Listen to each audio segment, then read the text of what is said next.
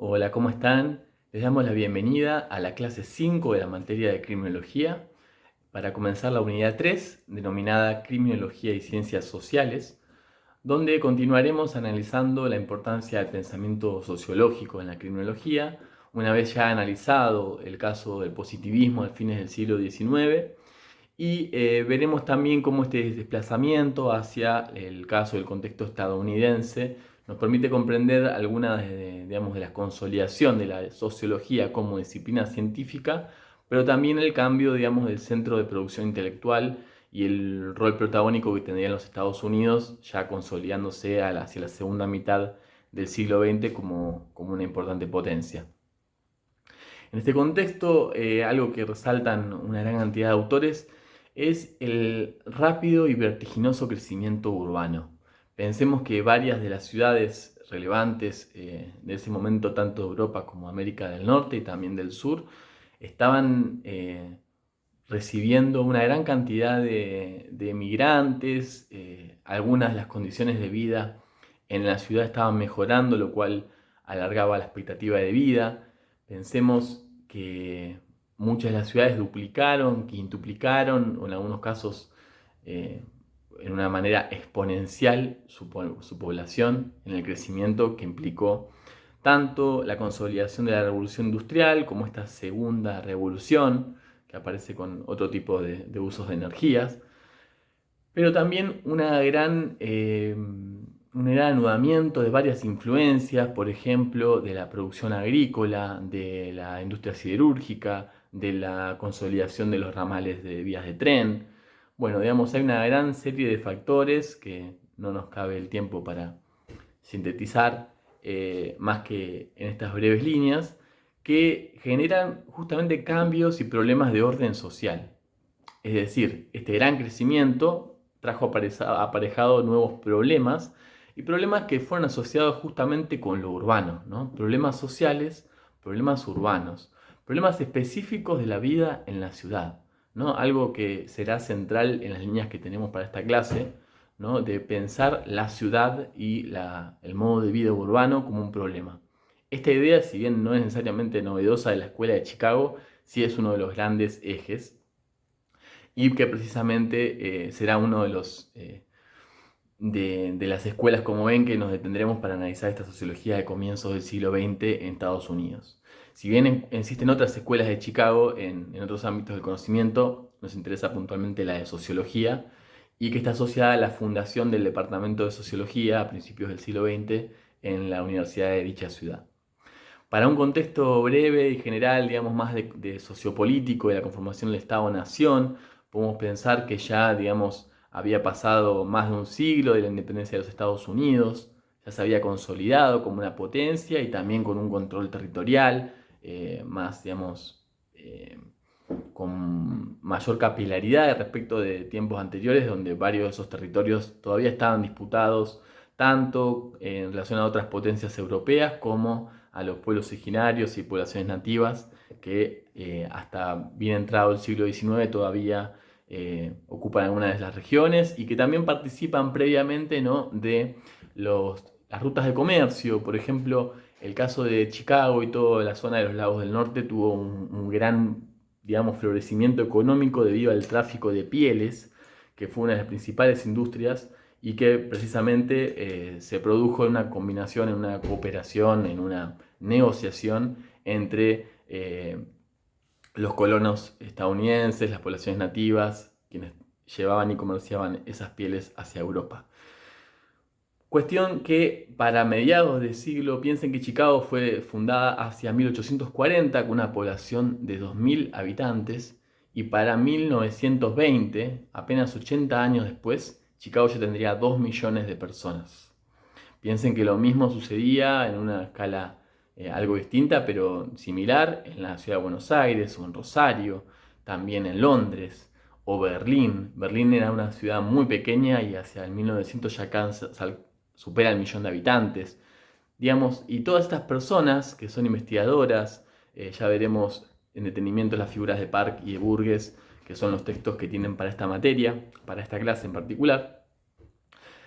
están siendo testigos y observadores y justamente preguntándose por estos cambios, junto también a, digamos, la consolidación de los proyectos nacionales de cada quien. Digamos, pensemos que estas investigaciones y demás, casi todas se dan en ámbitos estatales, en universidades, en espacios, que son justamente, digamos, quienes financian y quienes están interesados, digamos, las agencias interesadas por construir conocimiento sobre estos problemas sociales.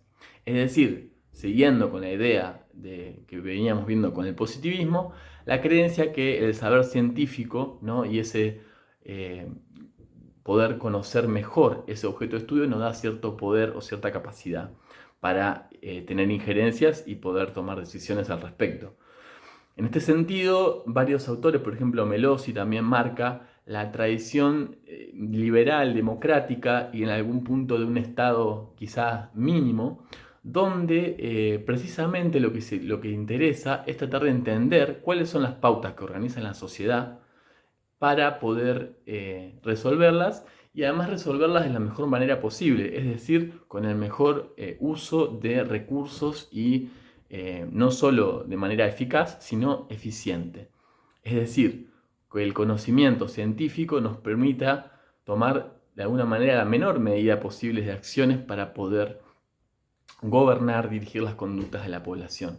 En este sentido, estaba la idea de que conocer la misma dinámica, ¿no? Si ya puntualmente vinculando al problemas sociales y al delito, si entender la dinámica social nos permite un conocimiento sobre las pautas que organizan la sociedad, entonces será mejor contar con ese conocimiento para poder diseñar políticas públicas, ver cómo orientar los recursos y ver de qué manera la integración, otro gran problema, y la sociabilidad, la socialización de las personas, se da de la mejor manera para que el Estado y sus instituciones, digamos, correctivas, ya sea desde el lugar de la prisonización, como también de la psiquiatría, digamos, de asistentes sociales, digamos, todas las agencias del Estado que intervienen cuando hace falta algunas medidas de disciplinamiento, de control sobre alguna persona o grupo en particular,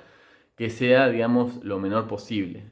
Es decir, muchos de estos investigadores están viendo cómo hay varias dinámicas de la vida social y la vida urbana que posibilitan, que llevan a aumentar la cantidad de incidencia delictiva y al ser esto, digamos, evidenciado de forma estadística, ya de alguna manera pierde el lugar que tenía la individualidad, ¿no? La explicación del individuo y sobre todo de sus bases biológicas, ¿no? Como veíamos fuerte en el caso de Lombroso o también de parte de la escuela italiana, cómo cada vez más va perdiendo el peso de la explicación para poder ganar lugar la explicación social, una explicación de las pautas que se establecen de forma cultural y no ya de manera natural.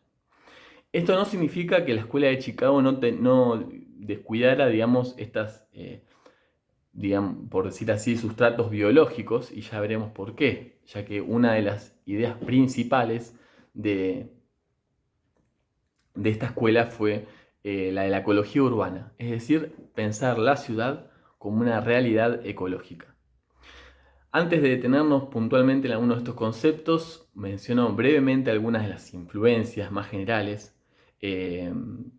acotadas sobre todo a los autores que vamos a trabajar.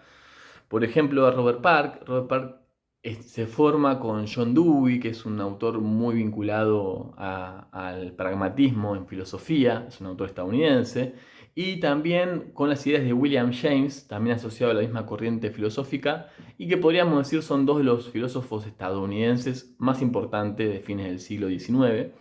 Luego Park se va a estudiar a Alemania con George Simmel, quien también es un fundador en alguna medida de la sociología urbana, en el caso de Berlín, que Simmel trabaja con varias ideas que podríamos retomar tanto de Durkheim como de Marx, como en ese momento contemporáneo a él, dialogando con Weber, incluso, ¿no?, en otros contextos filosófico como, bueno, el vitalismo, no nos detenemos tan puntualmente, pero tanto la influencia de la fenomenología alemana, ¿no?, de poder analizar los fenómenos, piensen todavía que la división entre filosofía y el ámbito científico es una división todavía muy borrosa. En el momento en que están escribiendo estos autores, de hecho están queriendo poder consolidar la sociología como un campo separado de la filosofía especulativa para precisamente transformarla en una disciplina científica. Esta preocupación es común a los autores y a buena parte de la primera escuela de Chicago, que tiene este, digamos, halo fundador, ¿no? Tiene como un poco ese, al menos de nuestra manera actual de verlo, reconstruye una especie de un mito de origen, ¿no? De el inicio de la sociología en los Estados Unidos. Y como veremos, el inicio al menos de dos preguntas sistemáticas en relación a la ciudad y a la sociedad, por decir así en términos más. Una de estas preguntas sistemáticas tuvo que ver con el control social. Precisamente es algo de lo que trae Darío Melossi y otros autores cuando analizan el contexto. Esto es lo que brevemente hablamos antes de cuáles son los proyectos estatales que intentan disminuir o por lo menos dar cuenta, poder resolver estos nuevos problemas, estas nuevas realidades, ¿no? Pensemos que una realidad de una ciudad con 2 millones de habitantes era algo novedoso, era algo que no se conocía al momento. Si bien habían existido formas urbanas muy populosas de manera previa, no estaba en la experiencia y en el recuerdo de estas generaciones, ¿no es cierto? Eh, Así que esta idea de control social como una manera, no solamente, digamos, por decir así, haciendo una muy breve caracterización, no solo refiere al control directo que ejerce el Estado, ¿no? Sobre la sociedad, sino también a las formas de control y a las formas de disciplina que existen, digamos, a lo largo del cuerpo social, desde el mismo seno de la familia hasta el vecindario, en la comunidad. Es decir, no hace alusión estrictamente a lo que podríamos decir control social formal, es decir, los aparatos de la institución escolar, de las fuerzas de seguridad, del sistema penal. Estamos hablando de qué manera la sociedad genera formas, ¿no? De orden y de regulación. De qué manera la sociedad, no solo el Estado, regula y genera, digamos, un control, una manera de regular las actitudes, los comportamientos, ¿no? Las conductas, una palabra importante para esta escuela, que está también dialogando con ese momento la psicología conductista, ¿no? Es decir, ¿cómo podemos explicar el comportamiento de las personas? Si, como veíamos, y retomando esta idea que hablábamos de la biología, si las personas son seres animales, son seres biológicos, pero las pautas sociales son aprendidas, son construidas, esto no quita que esas pautas tengan algún nivel, digamos, de obligatoriedad o de mecanismos que intenten regular, adaptar, asimilar, todas palabras que también vienen mucho del vocabulario biológico. Veremos que hay una influencia del darwinismo social también en algunas de las ideas de Park. Y además del control social, como una gran pregunta que acompaña a todos estos otros conceptos que igual desmenuzaremos luego, también encontramos una sistemática preocupación por el análisis empírico y diríamos casi etnográfico, es decir, lo que se conoce como observación participante, que es un método más asociado a la antropología clásica, que si bien se habían desarrollado investigaciones de este tipo, podríamos mencionar por ejemplo la de Friedrich Engels a comienzo del siglo XIX sobre la clase obrera de Inglaterra, donde hace un análisis donde, digamos, con crónicas, con una descripción de los lugares, de las personas. Es la primera vez la Escuela de Chicago que esto se aplica de manera sistemática a la vida urbana. Eh, es decir, muchos de los métodos que se le han aplicado, por ejemplo con Franz Boas, un antropólogo muy importante en la consolidación de la disciplina en los Estados Unidos, digamos una generación casi previa a esta que estamos hablando de la Escuela de Chicago, como esos métodos que se habían aplicado sobre poblaciones nativas, ¿no? Sobre la alteridad, sobre lo exótico, podían aplicarse en la ciudad.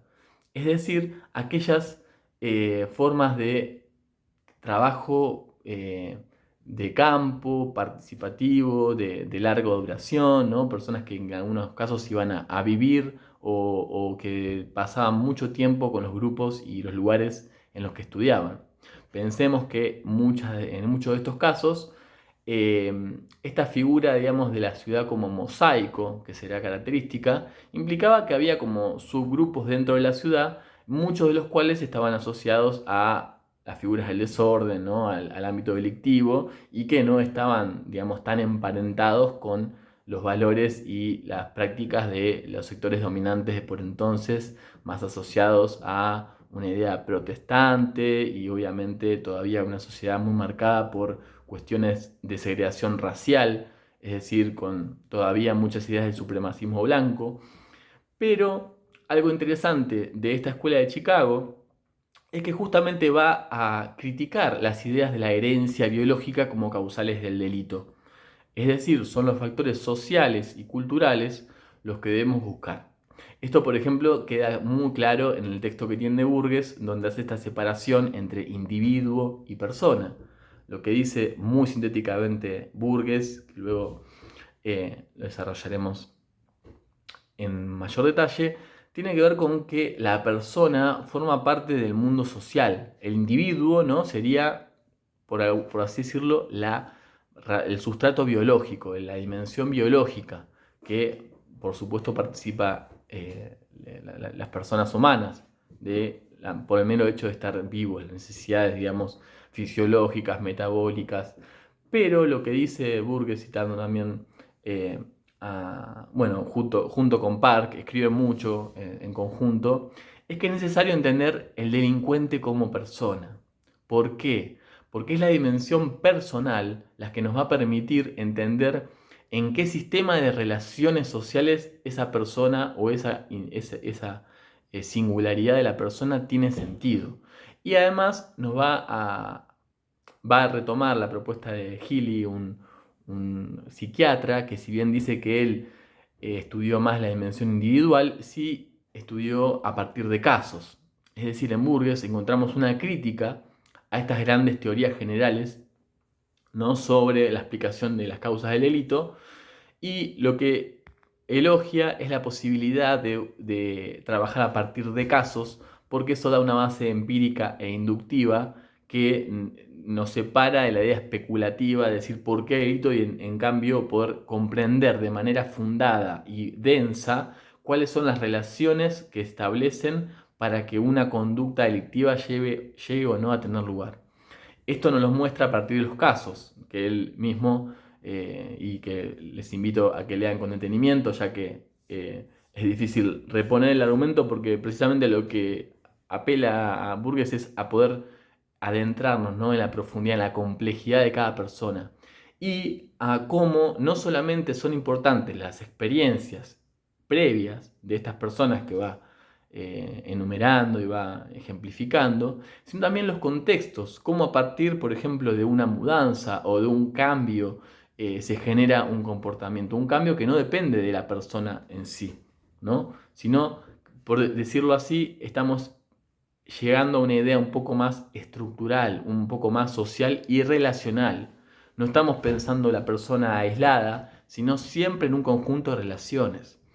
Esto puede estar emparentado con la referencia que hace Park al comienzo de su texto sobre la idea aristotélica de lo humano, ¿no? El humano como un animal político, como un zoon politicón, como un ser que de alguna manera está inadaptado al mundo, ¿no? Necesitamos del cuidado y de aprender pautas para poder meramente sobrevivir. Pero también Park dice, no es tan lineal o no es tan automática esta adaptación, ya que muchas veces por estos cambios, por estos problemas, ¿no? Para Park el problema del cambio y la adaptación es un gran problema, un gran generador de desorden y de desorganización social, que veremos es como una de las grandes claves explicativas para la comprensión y la explicación de los problemas sociales y urbanos. En este sentido, podemos pensar que Park tiene una idea que es, en este sentido también, ¿no? De una gran pluralidad de influencias, Pero lo que Park introduce, que es característica de esta escuela, es la idea de la ecología urbana o la ecología humana. Es decir, como decíamos anteriormente, el sustrato, esta digamos, base biológica para Park, además de todo lo que hablábamos de la persona, también existe y participa de la construcción de la ciudad. Él lo explica a partir de uno de los mecanismos también inspirados en el darwinismo, que es la competencia. Y la competencia en este caso, por ejemplo, por el espacio. Y hace una especie de analogía con las plantas. Pensemos, breve paréntesis, que la idea de que las especies y los entornos cambian, es decir, también están sujetos a procesos históricos, era una idea relativamente reciente que apenas encontramos quizá en Darwin, ¿no? De la evolución, del paso del tiempo. Pensemos que antes esta idea era fija. Entonces están pensando, ¿no?, estos autores en la influencia del paso del tiempo en los lugares, en los espacios, puntualmente en el cambio de una ciudad. Por ejemplo, en cómo evoluciona una ciudad, cómo crece. Y esto es una de las cosas que tratan de explicar. Uno de los diagramas, uno de las, digamos, de los esquemas más conocidos y utilizados en las ciencias sociales es el de Ernest Burgess. No está en este texto, pero acá lo subiremos para que lo tengan disponible, que es el de los círculos concéntricos. Es decir, el diagrama ideal de Burgess trataba de explicar de qué manera se estaban produciendo los crecimientos urbanos y en cierta manera también cómo podría, a partir de esta, digamos, de notar estas tendencias, tomarse medidas de urbanización o de diseño del espacio a partir de esto mismo que estaban identificando, ¿no? Si bien es un diseño ideal, que el mismo Burgess plantea, un modelo, justamente no por adaptarse específicamente a algún caso, sí claro que está inspirado en Chicago y que luego fue importado en diferentes contextos con resultados muy disímiles porque las formas de las ciudades efectivamente son muy diversas, pero digamos sintetiza, ¿no?, como áreas residenciales, esta idea de que existen áreas naturales, ¿no?, y regiones morales. ¿Qué son estas dos ideas? Las áreas naturales tienen precisamente que ver con que hay ciertos lugares o posiciones de la ciudad que habilitan algunas formas de comercio, de industria o de asociación, potencian a algunas personas para que residan ahí y a otras no.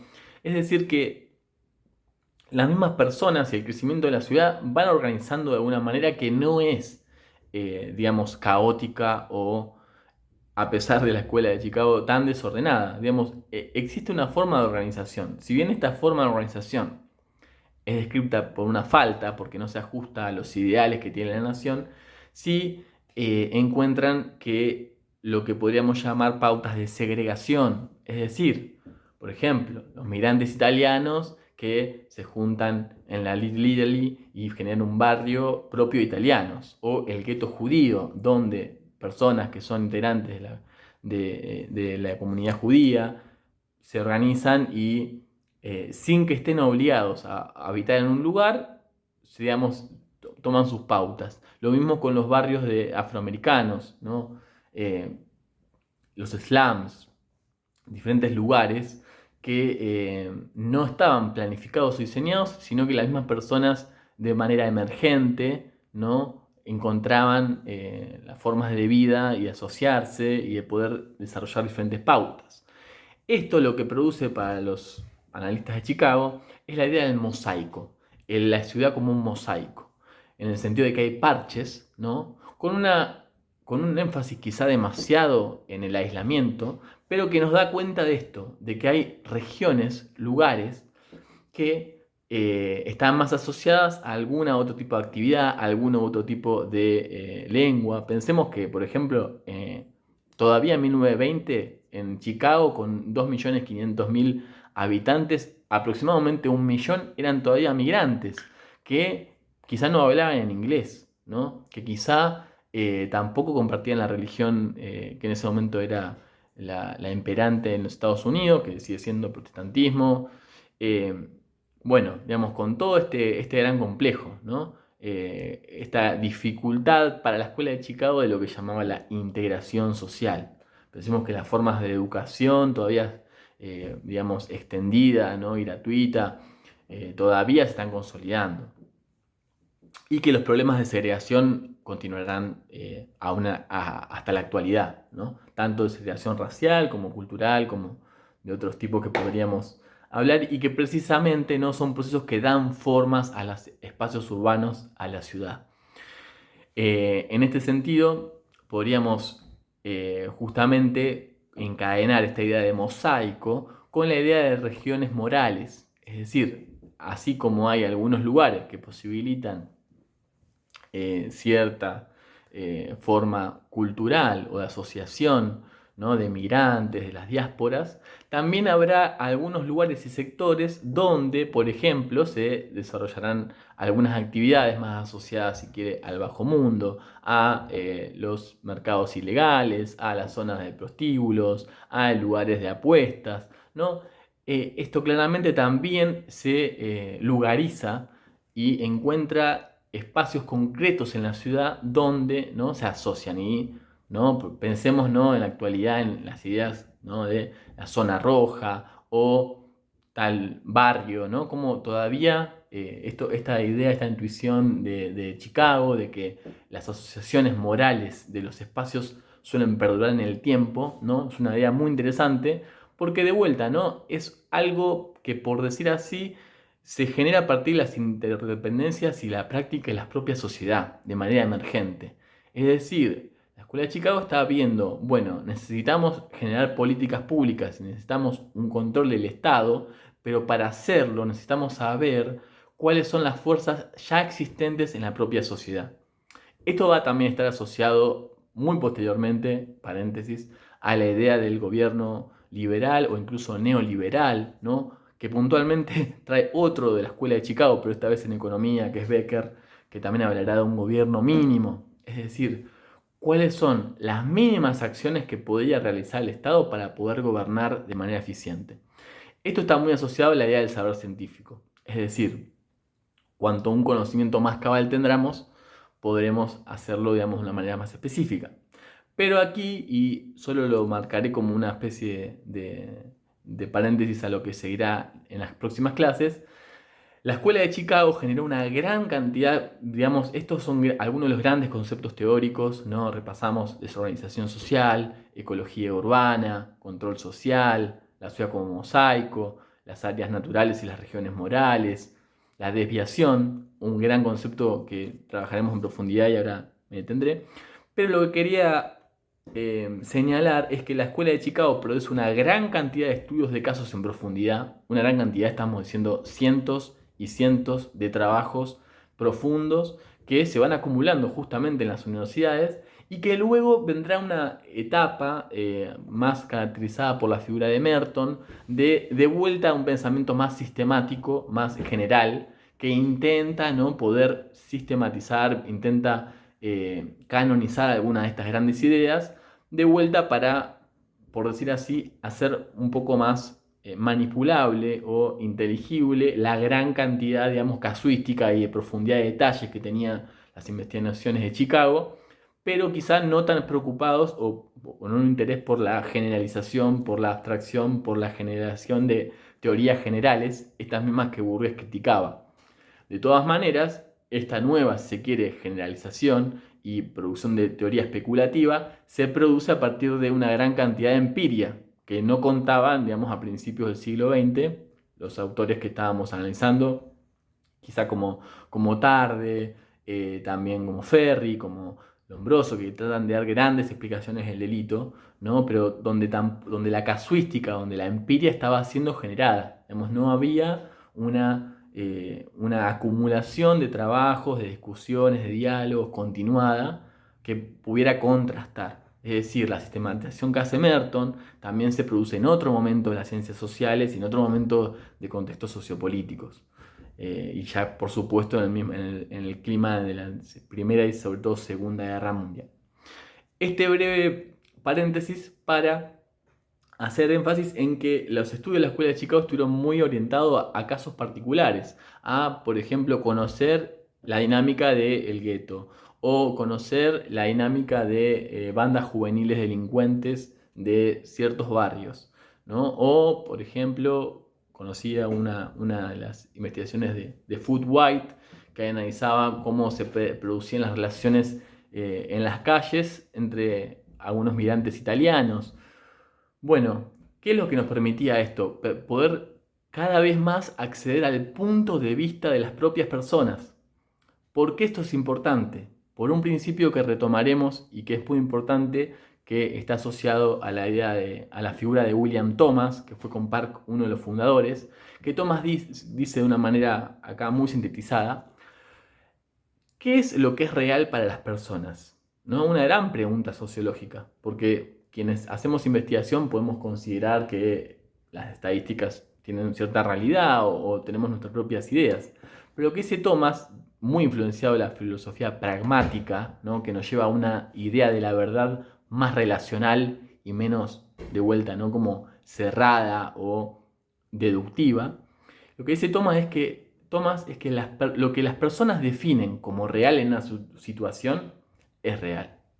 Es decir, lo que las personas consideran de su punto de vista es de la manera en que construyen realidad. Y la escuela de Chicago, podríamos decir, tuvo particular interés y una particular sensibilidad al punto de vista nativo, así también le solemos decir desde la antropología, es decir, a qué es lo que las personas consideran de su propio punto de vista, acceder a las perspectivas de los propios actores para comprender las dinámicas, pero también, y aquí muy fuerte la influencia de Weber y la de Freud, las motivaciones. ¿Qué es lo que lleva a que una persona se comporte o no de esta manera? ¿No? Las motivaciones tanto propias, individuales, como sociales. ¿No? ¿Cuáles son los sistemas de expectativas, ¿no? que están sobre esa persona? ¿Qué es lo que su entorno espera, ¿no? de tal o cual grupo, persona? Entonces esto se transforma en una idea muy importante porque nos permite conocer estos mundos. Mundos que para quizá el pensamiento más académico o estatal eran desconocidos. Digamos, tomamos esta figura de la alteridad, era lo otro, era lo exótico, lo desconocido. Y además lo que había que integrar, ¿no? Integrar la idea de nación blanca, adulta, la idea de la familia, la religión. Eran figuras sobre las que había que ejercer, digamos, también control. O por lo menos, no necesariamente un lugar represivo, sino también la idea de que era necesario construir esta nueva identidad nacional, ¿no? Piensen que en Estados Unidos es muy fuerte la idea del crisol, ¿no? De esta mezcla, ¿no? Que quizá en otros lugares el relato sobre la diversidad se construye a partir de otros parámetros.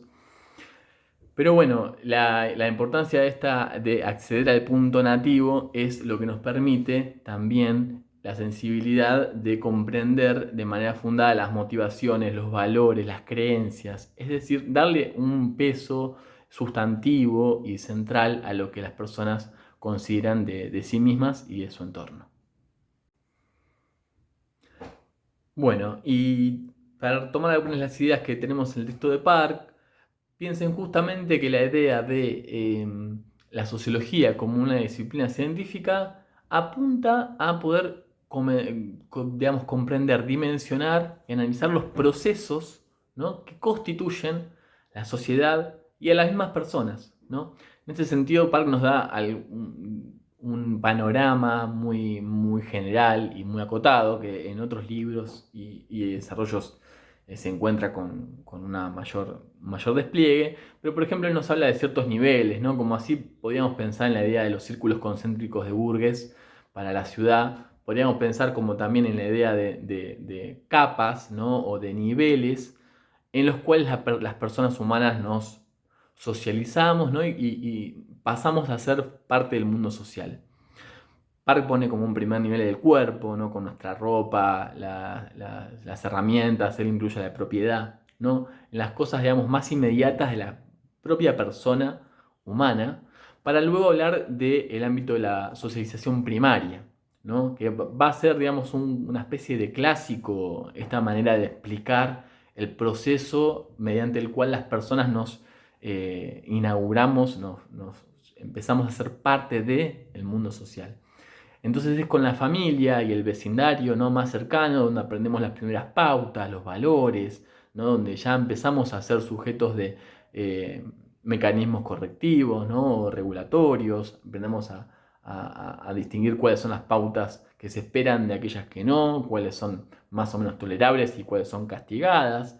Y luego también señala un segundo espacio de socialización secundaria. También en algunos casos podríamos hasta pensar en una terciaria, pero bueno, en la secundaria Park engloba todo lo que sería la comunidad. Es decir, podemos decir el grupo más general. Él pone el caso del pueblo, la ciudad, pero también puede ser la nación y también llega a hablar de la sociedad global, ¿no? Es decir, a qué grupo la persona toma de referencia para sentirse parte de, o sea, por decir así, de qué nosotros, más general, esa persona se siente parte. ¿Por qué? Porque también es en función de esas ideas, esas ubicaciones, ¿no?, que tomará o no ciertas determinaciones, ciertas decisiones, ciertos valores o creencias que están afectadas por ahí, y también por la manera de castigar esas desviaciones. Decíamos que la desviación era un mecanismo central para esta escuela y un concepto con el cual no podríamos terminar la clase sin mencionar, que justamente tiene que ver con la desorganización social. Ya lo vamos a analizar porque este concepto se mantiene y se complejiza en el tiempo, sobre todo, por ejemplo, con la figura de Howard Becker, que vamos a trabajar, de esta escuela de Chicago, pero de un momento posterior, que tiene que ver cuando las personas justamente se separan de las reglas o se separan, ¿no?, se desvían de aquellos comportamientos normales o esperados o que estarían dentro de la legalidad, ¿no? Para la escuela de Chicago, el delito es en alguna forma un modo de desviación social. Así como pueden recordar que se hablaba de las personas desviadas, ¿no?, para hablar de la prevención o para hablar de diferentes patologías mentales, se hablará ya no quizá en términos biológicos, sino en términos sociales, desviado social. Alguien que no acata, que no se acomoda, que no se ajusta, que no se adapta en un contexto determinado a las reglas que se esperan de él y que es tipificado como tal, ¿no? Alguien que no se ajusta. Este concepto de desviación va a ser central y, como digo, nos vamos a detener luego sobre él, pero bueno, la idea es poder asociarlos a estos otros conceptos de desorganización social, de integración.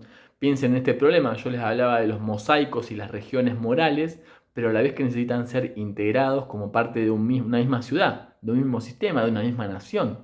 Es decir, el problema con el que se encuentran también y que no necesariamente van a resolver los teóricos de la Escuela de Chicago es cómo hacer que estos diferentes mundos sociales, ¿no?, se armonicen entre sí, siendo tan distintos. Y cómo además participan de una misma idea de ciudad, de nación, ¿no? Quizá muchas de las investigaciones posteriores hacen énfasis menos en las diferencias y su contradicción que en su interdependencia, ¿no?, en cómo estas diferentes regiones de una ciudad también participan de relaciones mutuas. Es decir, la división del trabajo, gran concepto durkheimiano y gran concepto de la Escuela de Chicago, es también la que permite las, digamos, otras posibilidades de la ciudad, ¿no? La división del trabajo cada vez más creciente y también cada vez con vínculos que están más asociados a la monetarización, al dinero, ¿no? Cada vez los vínculos en la ciudad dejan de estar tan atravesados por la tradición, la familia, y empiezan cada vez a estar más mediados por el dinero. Una idea también de George Simmel que es muy importante para la Escuela de Chicago. Entonces, todas estas cuestiones afectan a la vida urbana, ¿no?, como un gran problema. Pensemos también otras cosas que hemos pasado por alto, por la necesidad de enfocarnos quizá en lo más específico en relación a las ideas generales de la Escuela de Chicago, pero también a las especificidades del modo de vida urbano, algo que retomará Louis Wirth, otro autor de la Escuela de Chicago, que es cuál es la especificidad de la vida en la ciudad, más allá de cada ciudad. Es decir, ¿qué implica que haya muchas personas conviviendo en un lugar?